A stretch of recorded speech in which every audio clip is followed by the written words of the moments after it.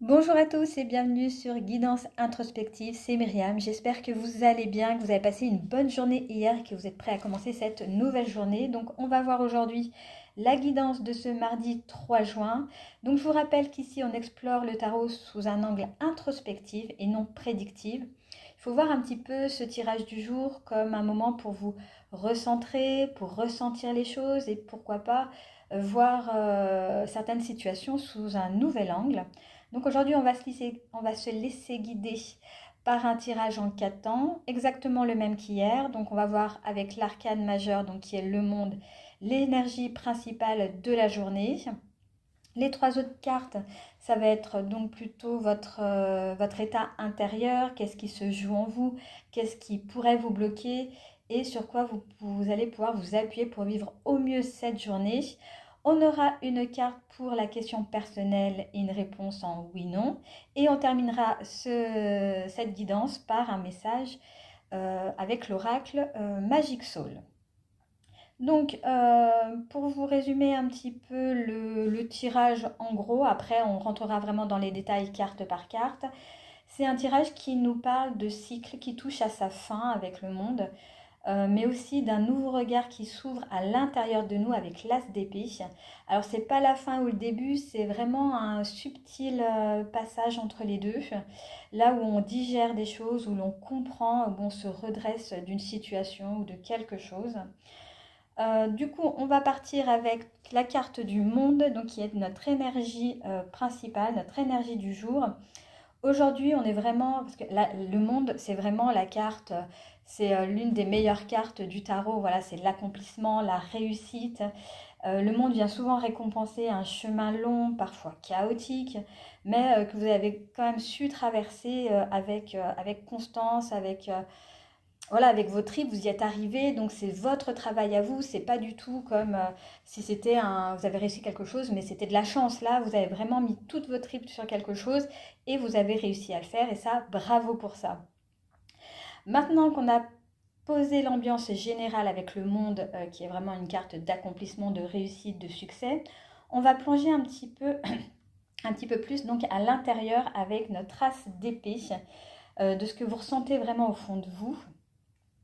Alors, ce monde, cet accomplissement a laissé quand même des traces. Il a ouvert une porte sur votre mental. Parce que les épées, faut savoir que la série des épées, c'est vraiment le mental. C'est la recherche de soi, la connaissance de soi. C'est ce qui se passe vraiment dans votre tête. Donc, l'as d'épée, c'est la vérité qui émerge. C'est souvent après un choc, après quelque chose de vraiment. Là, c'est pas un choc, mais c'est vraiment après quelque chose que vous avez réussi, mais c'est vraiment quelque chose, c'est vraiment majeur dans votre vie, hein. C'est quand même une arcane majeure, c'est pas que vous avez réussi à... c'est pas quelque chose de banal du quotidien, c'est vraiment un acte majeur, donc vous avez réussi à faire, donc c'est quelque chose qui vous a transformé, qui a changé quelque chose en vous, ça a été une libération ou une prise de conscience, et vous avez peut-être aussi enfin compris que ce que vous ne pouviez pas voir avant. Donc l'as d'épée vous pousse vraiment à rester dans cette clarté, à vous écouter vraiment sans filtre. Et forcément, là où il y a du mouvement intérieur, eh bien forcément, il y a parfois des résistances, des doutes, des blocages. Et on va voir aujourd'hui avec le 8 de denier en obstacle qui peut vous freiner aujourd'hui dans le sens où le 8 de denier, ça nous parle d'un besoin de maîtriser, de contrôler, de perfectionner au point d'en perdre vraiment le souffle. Voilà, c'est vraiment quelque chose où on se met à fond dedans.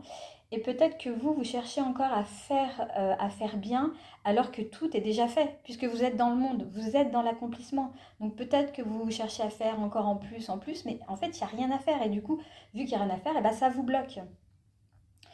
Mais vous allez quand même pouvoir aujourd'hui vous appuyer sur le 6 de denier euh, qui vous invite vraiment à partager, à donner, à recevoir aussi. C'est vraiment une carte qui est très portée sur la générosité, sur l'altruisme, le fait d'aider quelqu'un sans attendre quelque chose en retour, ça c'est très important.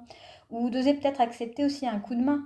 C'est peut-être votre levier pour aujourd'hui de dire bon bah voilà, j'en suis là maintenant aujourd'hui bah, peut-être que j'ai besoin de quelque chose ou de quelqu'un qui pourrait m'aider pour avancer et ne plus être dans ce 8 de denier. Donc voilà un petit peu pour votre tirage qui est franchement qui est vraiment très cool. En tout cas, moi je l'aime beaucoup. Voilà, on voit que vous avez réussi quelque chose qui, qui a soulevé peut-être d'autres problèmes, d'autres points de vue, voilà, d'autres choses. Mais en tout cas, voilà, vous avez réussi. Et si vous avez besoin d'aide, bah surtout n'hésitez pas à en demander. On passe maintenant à la question avec la réponse oui-non. Donc, ce qui est assez intéressant avec cette carte, c'est vrai que vous pouvez, ça va vraiment être une question qui va être différente pour chacun d'entre nous. Donc il y en a qui vont plus voir une question professionnelle, personnelle, sentimentale. Et, euh, et voilà, donc bon, je vais arrêter de blablater sur cette carte. En tout cas, prenez un instant, formulez bien votre question qui vous habite en ce moment. Alors ça peut être en lien avec votre vie pro, comme je vous disais, personnel, un choix, une envie, par rapport même peut-être au tirage. Ça va peut-être soulever certaines questions.